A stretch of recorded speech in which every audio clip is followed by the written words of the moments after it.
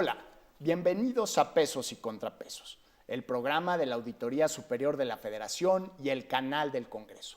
El día de hoy nuestra emisión está enfocada en el tema del control legislativo y la rendición de cuentas. Y para ello tengo el gusto de contar con la presencia de Mari Carmen Nava, fundadora de Visión Legislativa. Bienvenida, Mari Carmen. Muchas gracias, Juan. También nos acompaña Lucero Ramírez, profesora de la Facultad de Ciencias Políticas y del Centro de Estudios Políticos de la UNAM. Lucero, muchísimas gracias. Gracias por la invitación. Mari Carmen, si nos puedes platicar, ¿qué es este concepto de control legislativo? El control legislativo se deriva de las funciones que tienen que cumplir la representación legislativa.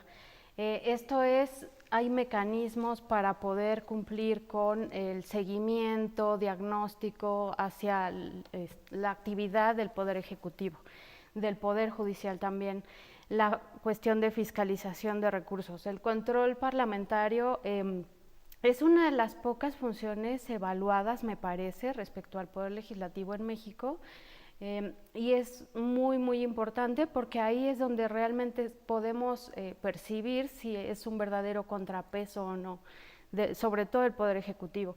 Se hace una revisión, o se debería de hacer una revisión del desarrollo de políticas públicas. De hecho, parte de las funciones de los diputados, por ejemplo, está en presentar informes anuales respecto a las políticas públicas del Ejecutivo. Sin embargo, prácticamente esto no se hace más que en la glosa, cuando se presentan los informes del Ejecutivo anuales, pero no hay un trabajo temático. Después del informe presidencial. Exactamente, después del informe presidencial.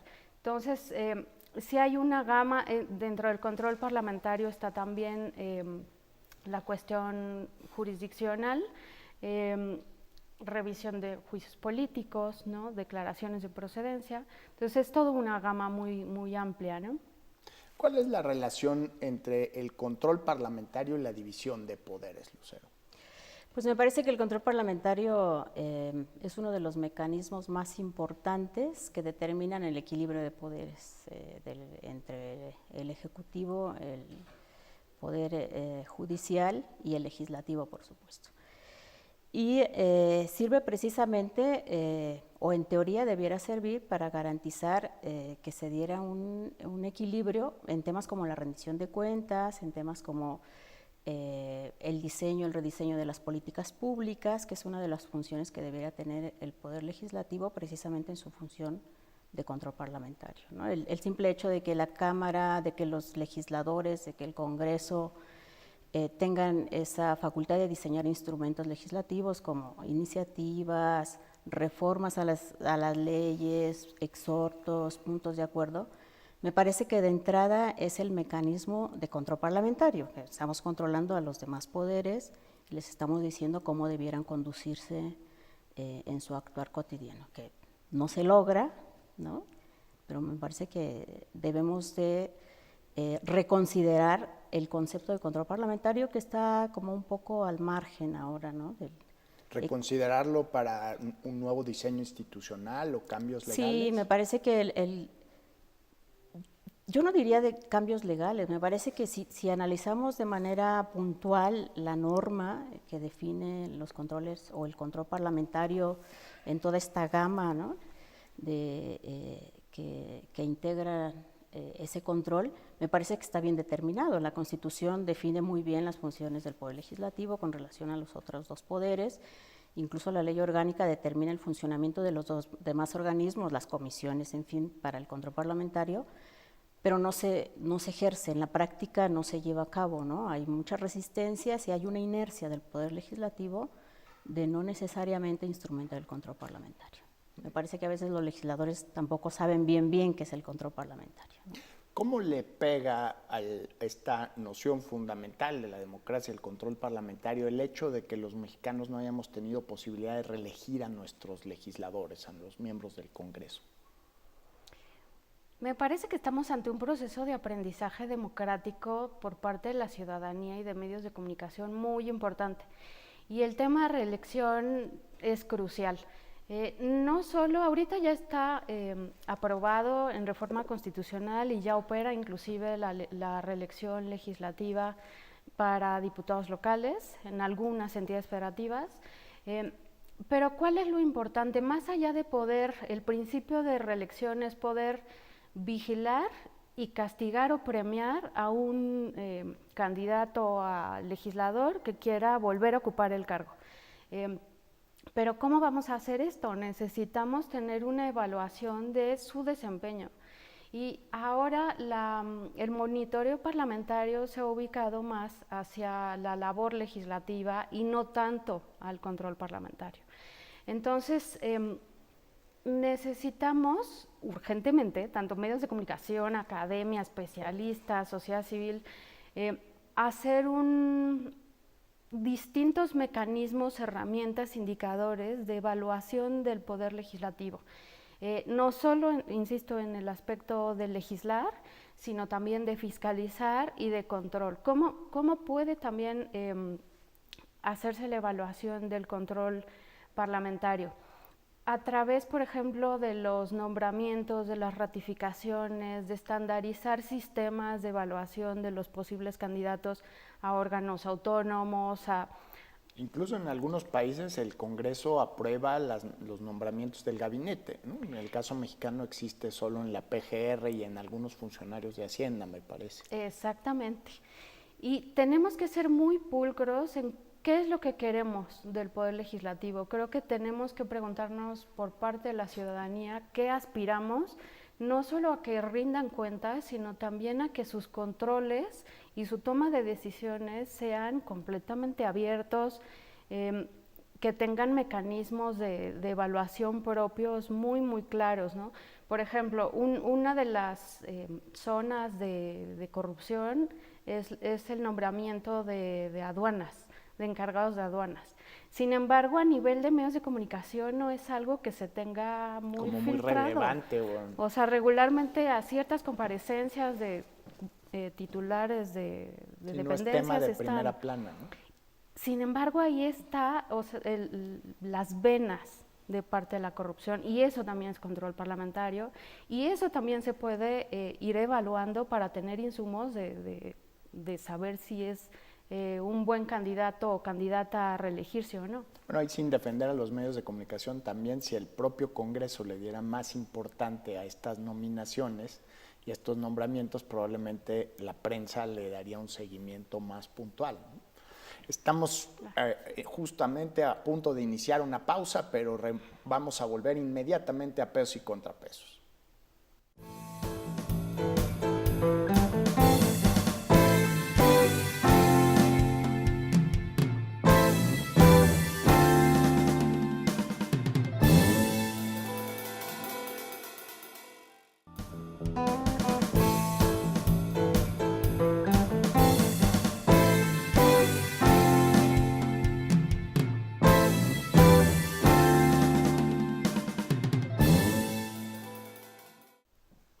Hola, estamos de vuelta aquí en Pesos y Contrapesos con el tema del control parlamentario y la rendición de cuentas. Lucero, ¿cuál es el papel de la composición del Congreso, la pluralidad, la presencia de distintas fuerzas políticas en el fortalecimiento o la debilidad del control parlamentario?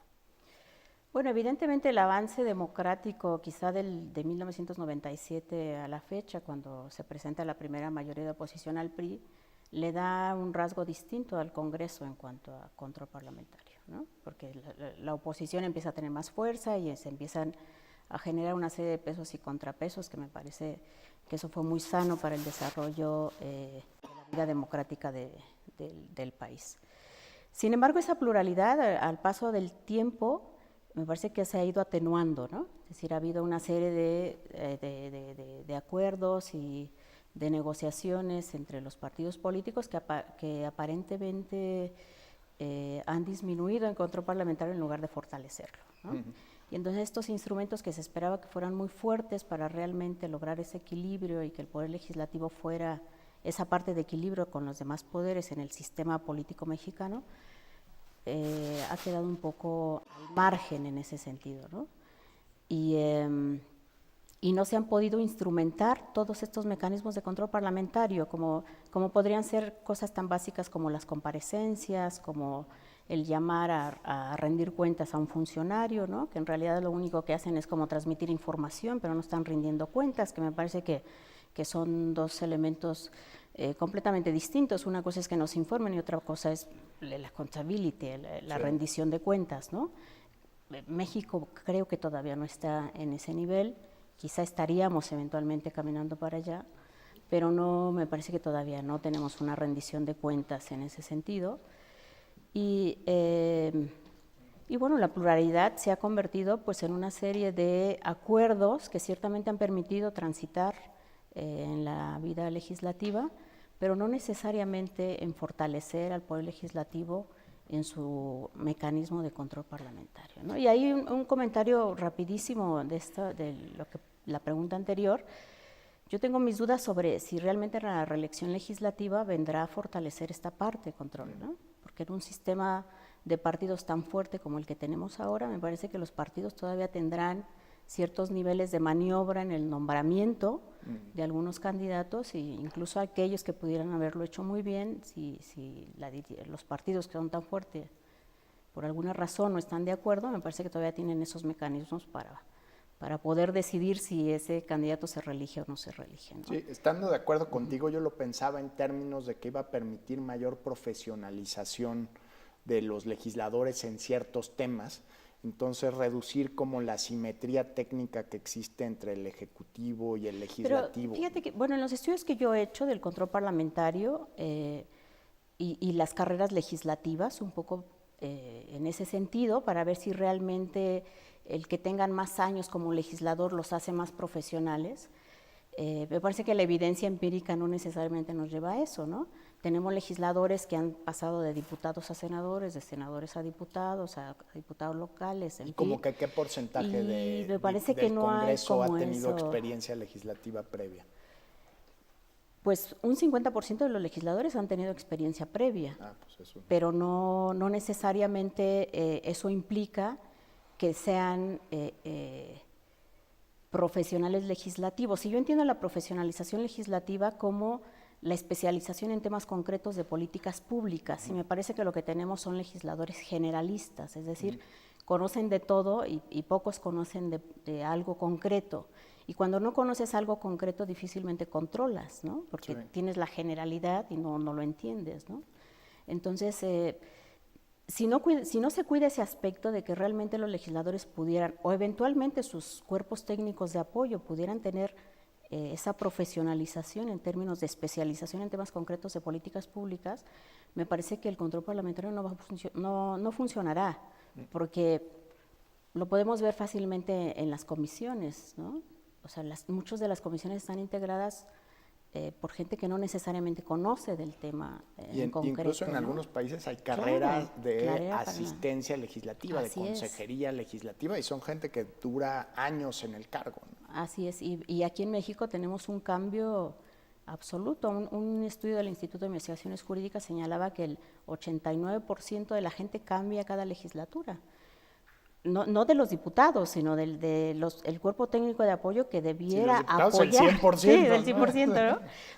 Pero del cuerpo técnico que debiera decirle al diputado, que debiera conocer del tema y decirle a los legisladores qué debieran hacer. Pero si tenemos gente muy generalista, pues el control parlamentario simple y sencillamente no sirve, ¿no? Porque no puedes controlarlo. Mari Carmen, ¿cuál sería el rol de una institución como la Auditoría Superior de la Federación en el proceso del control parlamentario? Tiene a su cargo la fiscalización, y eso es una parte importantísima del control parlamentario. Y me parece que la auditoría ha tenido una evolución institucional muy importante, precisamente de fortalecimiento. Cada vez, si podemos dar lectura a sus informes, tiene mucho más detalle, tiene mucho más peso. Incluso la cobertura que tienen en medios de comunicación es todavía más importante si comparamos un informe de hace 5 años al de ahora. Incluso yo creo que más allá de un fortalecimiento institucional que sí ha sido evidente, por el lado de medios de comunicación y parte de sociedad civil, es aprovechar esa información que genera precisamente la auditoría y poder dar tal cual segmentos temáticos muy concretos que analicen cada dependencia, cada órgano de gobierno. Se va a poder tener con el nuevo marco legal y no presentar todo el trabajo de la auditoría en una sola fecha. Exactamente. ¿No? Eso lo va a permitir, pero yo insisto mucho y estoy completamente de acuerdo con Lucero cuando comenta que la reelección por sí misma no va a permear en el ser un contrapeso, en las facultades de contrapeso legislativo. Tampoco la auditoría por sí misma, ni una gran reforma. Me parece que aquí el acompañamiento, y por eso lo comenté previamente, es cómo la sociedad civil y cómo los medios de comunicación y cómo la cultura política de cualquier interesado en el poder vamos a poder incidir. Primero lo tenemos que conocer para saber qué exigirle. Y eso es bien, bien importante, porque precisamente, por ejemplo, la nueva legislación en transparencia va a permitir que tengan mucho más, se conozca, por ejemplo, precisamente las características y currículums del staff parlamentario, ¿no? No lo es todo, pero bueno, al menos ya vamos a poder, se supone, que conocer, porque va a estar abierta esa información. Entonces, sí son elementos que van a ir abonando, ¿no? Muy bien, estamos en Pesos y Contrapesos platicando sobre el control parlamentario y la rendición de cuentas en México. Vamos a una breve pausa y volvemos.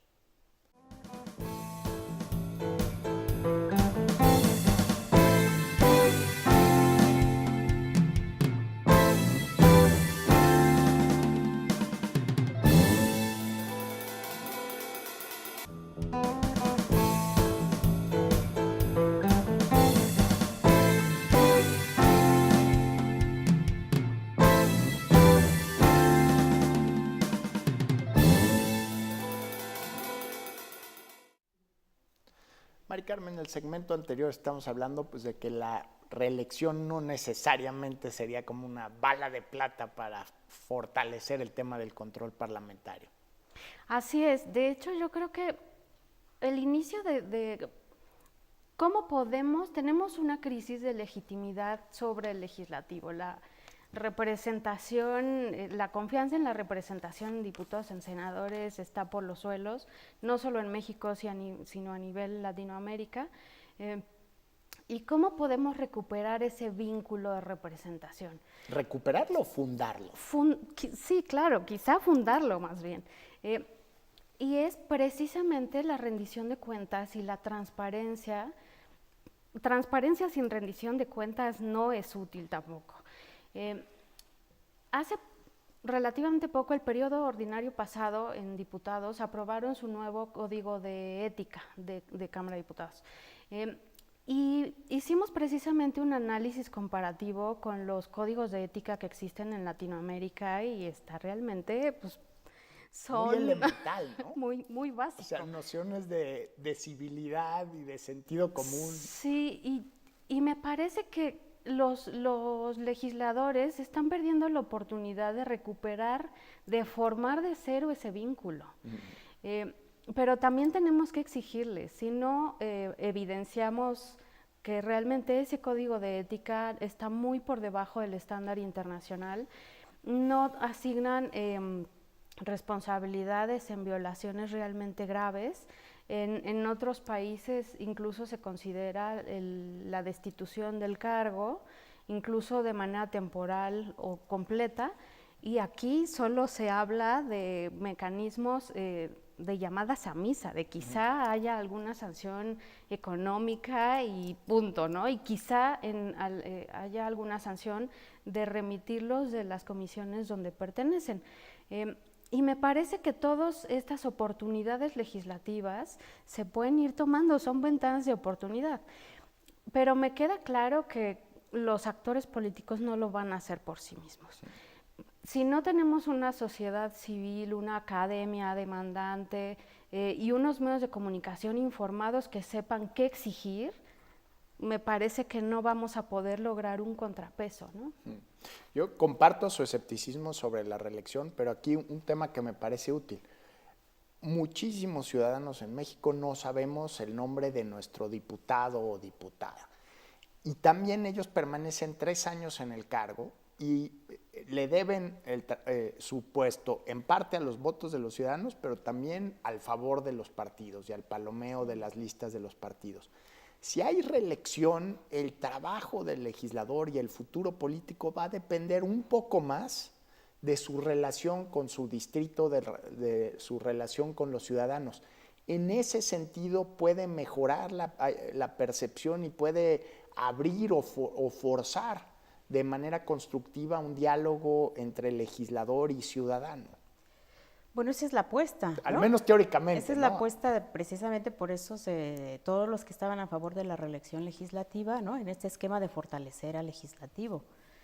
Los reelegimos y entonces los que se van a reelegir, si se quieren reelegir, tienen que hacer las cosas bien y para que el ciudadano, al ciudadano, ¿no? tal vez, ¿no? Podría ser, pero desde mi punto de vista creo que en México tenemos no solo un problema de representación política, sino también un problema de lo que la teoría llama la desafección ciudadana, es decir, los ciudadanos no le tienen afecto a las instituciones, hay un divorcio absoluto porque no le creen a las instituciones, ¿no? Porque históricamente pues pareciera que no han dado los resultados necesarios y la gente dice, bueno, a mí la verdad me tiene sin cuidado quien esté en el Congreso porque siempre van a hacer lo mismo, ¿no?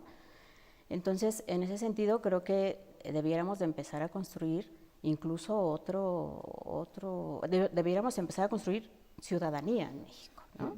De que los ciudadanos tuvieran más conciencia de que realmente hay un compromiso con su legislador y si vas a votar, ¿no? En el ejercicio del voto, pues que sepas por quién vas a votar y qué ha hecho y qué no ha hecho. Pero imposible lograrlo sin también un mayor compromiso del legislador hacia el ciudadano. Sí, seguramente sí, pero estamos en una dinámica en la que los ciudadanos son un tanto apáticos, ¿no? Si mucha gente vota casi por inercia de votar.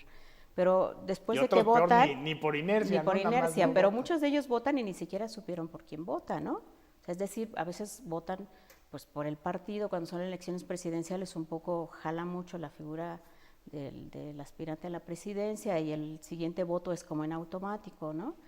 Pero nos enteramos poco y hay esfuerzos bastante interesantes como conoce a tu diputado, ustedes mismos han hecho un esfuerzo impresionante por quién vas a votar en el proceso previo a las elecciones y demás, y la gente entra poco. En la facultad se tiene, de hecho, un observatorio para saber por quién se va a votar, sí. ¿no? Un ejercicio muy interesante que se hizo en las elecciones pasadas, y en general los ciudadanos, como les dicen, de a pie, es decir, que no están estudiando ciencia política ni les interesan estos temas, pues sabe poco de quién está votando. Por ejemplo, ese ¿no? ejercicio que lo hicieron también con el INE, ¿no? Sí, sí, sí. Que tenía algunas cosas que pues yo lo llamaría como una revolución del sentido común. Oye, pásame el currículum vitae de la persona por la que voy a votar. Sí. O sea, para saber quién es, dónde estudió, dónde no estudió, a qué se dedica, dónde trabajó. Y había candidatos que no lo querían entregar. Sí, dices, claro. Bueno, ya no olvídate del 3 de 3, ¿no? Nos quieren decir si estudiaron o no estudiaron. Si no quieren decir ni sus cosas generales, que además ahí es como en este proceso de opacidad en el que hemos estado casi acostumbrados a que no nos dicen quiénes son y demás, ¿no?